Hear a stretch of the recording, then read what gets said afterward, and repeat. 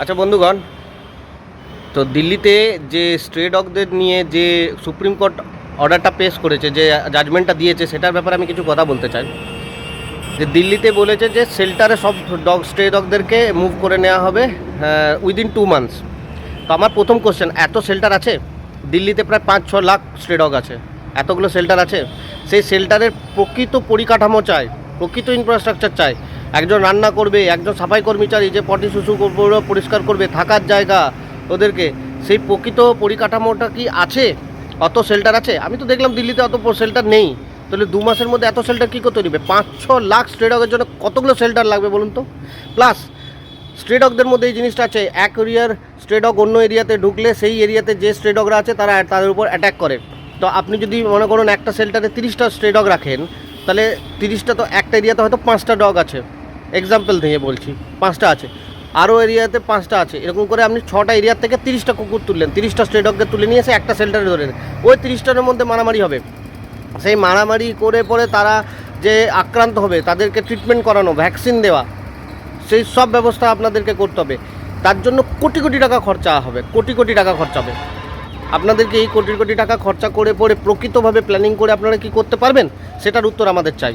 আর দ্বিতীয় কথা, আপনারা স্ট্রে ডগদের উপরে যে জাজমেন্টটা পাস করেছেন, সেরকম মানুষরাও আছে যারা স্ট্রে ডগগুলোকে লাথি ঝাঁটা মারে, খেতে দেয় না, অ্যাবান্ডন করে দেয়। ঘরে স্ট্রে ডগ তো ছাড়ুন, ঘরে যদি বিদেশি কুকুরও পোষে তাদেরকেও অ্যাবান্ডন করে দেয়।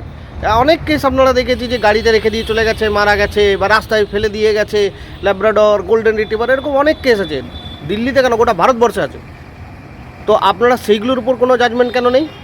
সেইগুলোর উপর কেন কোনো আপনাদের জাজমেন্ট নেই? সেই সব মানুষদের উপরও জাজমেন্ট করা উচিত, সেই সব মানুষগুলোকেও শেল্টারে পাঠানো উচিত। কেন সেইগুলোর উপর কোনো জাজমেন্ট নেই?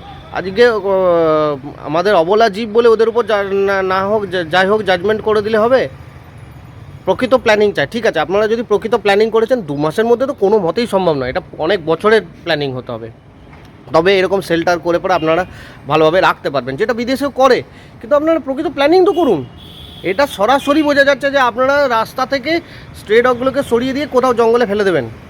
আমরা দেখতেই হয়তো পাবো না যে তাদের কী অবস্থা হচ্ছে। আপনারা দিল্লির রাস্তাকে ডগ ফ্রি করতে চান, যাতে আমরা যেখানে সেখানে খেতে না দিই, নোংরা ফেতে না হয়। আর অন্য ঘটনার জন্য আমরা মানুষরাই কতটা নোংরা করি, পানের পিক ফেলি, যেখানে সেখানে টয়লেট করি, আমরা যেখানে সেখানে থুতু ফেলি।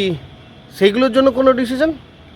সেই সব মানুষদেরকে সেরকম ডিসিশন দিন যে যারা দিল্লির রাস্তাঘাটগুলোকে আরও নোংরা করে, সেগুলোর জন্য তো কোনো ডিসিশন নেই। আজ অবলা জীবদের উপর এরকম অত্যাচার করলে হবে?